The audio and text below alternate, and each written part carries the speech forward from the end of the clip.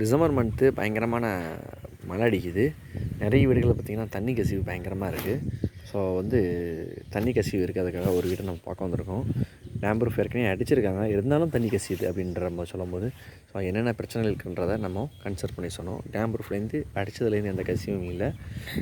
So அந்த AC point line போகுது பார்த்திங்கன்னா, அந்த லைன் போகிற இடத்துல பார்த்திங்கன்னா உடச்சிருந்துருக்காங்க.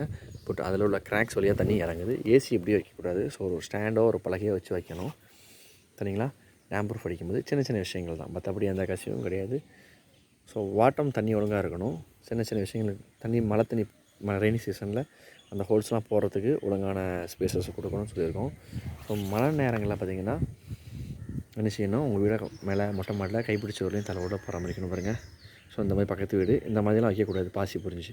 ஸோ தலையோட குறிப்பிட்ட வருஷம் தான் நிச்சயம் தாங்கும். அதனோட சக்தி இழந்ததுக்கப்புறம் நிச்சயம் வாட்டர் அப்சர்ஷன் கீழே இறங்க ஆரம்பிச்சிடும். வெஜிடேஷன் செடிலாம் முளைக்க ஆரம்பிச்சிட்டு பாருங்கள். ஸோ இது பக்கத்து வீடு, உங்களுக்கு எக்ஸாம்பிள் காமிக்கிறேன்.